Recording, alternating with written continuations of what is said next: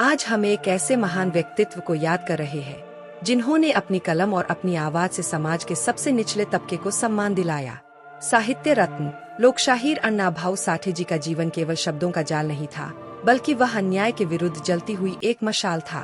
अण्णा भाऊ कहते थे, यह पृथ्वी शेषनाग के मस्तक पर नहीं, बल्कि दलितों और श्रमिकों की हथेलियों पर टिकी हुई है। उनके इस एक वाक्य ने हजारों सालों से चली आ रही रूढ़ियों को तोड़कर श्रम की गरिमा को स्थापित किया।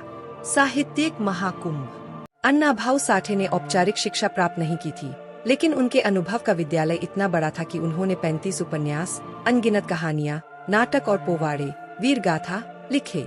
उनका प्रसिद्ध उपन्यास फकीरा केवल एक कहानी नहीं, बल्कि अन्याय के विरुद्ध विद्रोह का प्रतीक है। उनके साहित्य की गूंज केवल भारत तक सीमित नहीं रही, बल्कि उनके लेखन का रूसी भाषा में अनुवाद हुआ और उन्होंने 7 समंदर पार भी भारतीय श्रमिकों की आवाज पहुंचाई। क्रांतिकारी विचार और संघर्ष।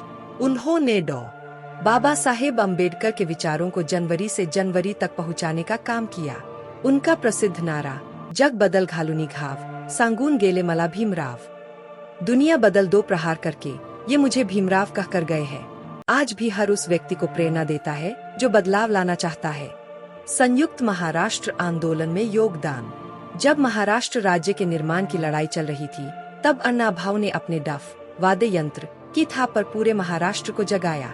उनकी लावनी माझी मैना गावाकला राहिली ने मुंबई के संघर्षरत कामगारों और ग्रामीणों के दिलों में अपने हक के लिए लड़ने की ज्वाला भड़का दी थी। निष्कर्ष, अण्णा भाऊ साठे का पूरा जीवन दलित, कष्टकरी और किसानों के अधिकारों के लिए समर्पित था। आज उन्हें याद करने का असली मतलब उनके साहित्य को पढ़ना और समाज में समानता लाने के लिए प्रयास करना है। अंत में बस इतना ही कहूँगा कि अण्णा भाऊ जैसे क्रांतिकारी कवि और लेखक सदियों में एक बार जन्म लेते हैं। उनके विचार हमें हमेशा अन्याय के खिलाफ सीना तानकर खड़े रहने की शक्ति